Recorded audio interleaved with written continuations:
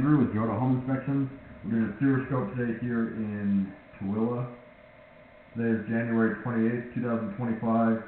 We're at 365 East, 100 South. We have the camera pushed out 131 feet to the city connection. That's the gravel cement pipe that you're seeing on the line now. Now we're going to pull it back and record it and see what we find. So that first connection point is called the nose on. That's where it goes from your lateral line into the main city line. And that looks like a decent connection. Already we're starting to see some standing water, and that's probably going to be one of the bigger concerns with this line, and really with the entire inspection. This is probably one of the most important items, is that you have a flat sewer line. You'll notice we'll go underwater at different points where it's holding so much water that it's covering my camera head. You can see waste kind of swirling around. So a couple things. First, it's really going to limit what I can see in the line. It does look like you have some plastic, so I think they have replaced parts of the line, but it's put in with improper grade. You always want to have proper grade so that waste isn't going to get stuck and create a blockage where it then backs up towards the house. And I wasn't finding any blockages causing the standing water. In a lot of ways, it would have been a lot better had we found a big old root or a blockage that could just be cleaned. But unfortunately, in this case, this is bad grade.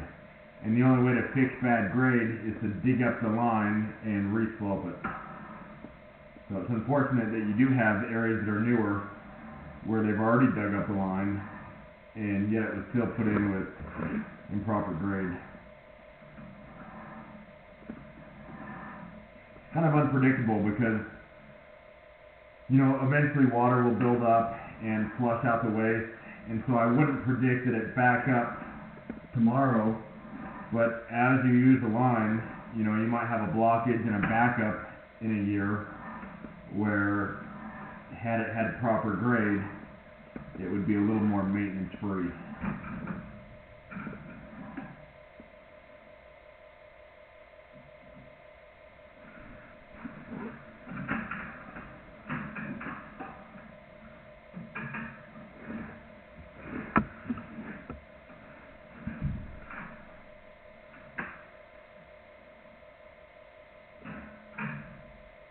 Trying to tell if that's a piece of debris or if that's okay, it moved, and so that must just be a piece of debris. I felt it on my cable as I was pulling back. It got hung up on something, but it must have just been that lip on the line. This is ABS pipe from what I can tell. That greenish blue pipe, that was PVC.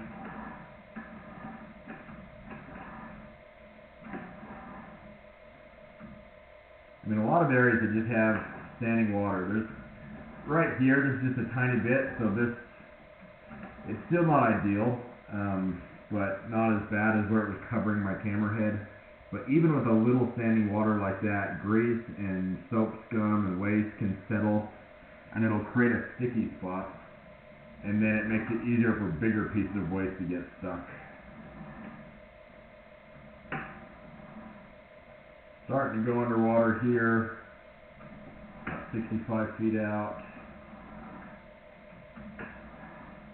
And now we're not even popping out of it, so this is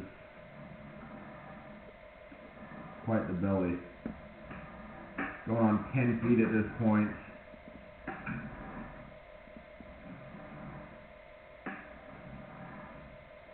Starting to come out of it here.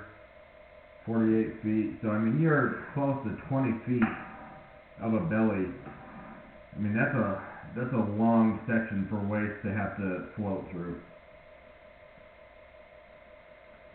I would recommend getting a drain specialist to come locate it. They can tell you exactly where it's at and then give you a price to repair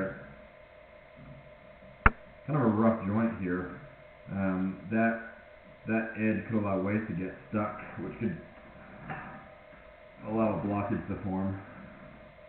Oh nice, so you have an access outside that would allow you to clean underneath the house. And then another regular clean out there that would allow you to get out towards the street. Now we're transitioning to cast iron. A little bit of a flat spot there. Cast iron is original to the house. As you can see, it gets real rough and rusty. It's been cleaned, it looks like, a lot smoother than what I oftentimes see, but all that rust can conceal cracks. You can't tell how thick it is. Eventually cast iron will need to be replaced. And it's tough because that's what's underneath the basement slab. And so, it could be decades from now, but when that does need to be replaced, it's quite the job. It's costly. I would recommend getting the insurance on this line. Ideally, you dig up the line outside and reslope it. That would be the ideal fix. But I, at a minimum, would recommend the insurance. And that would help offset the costs if and when there's a bigger issue. A lot of insurance companies won't cover what's under the house, and so they might come clean blockages or address some items outside, but not necessarily the cast iron that's under the house.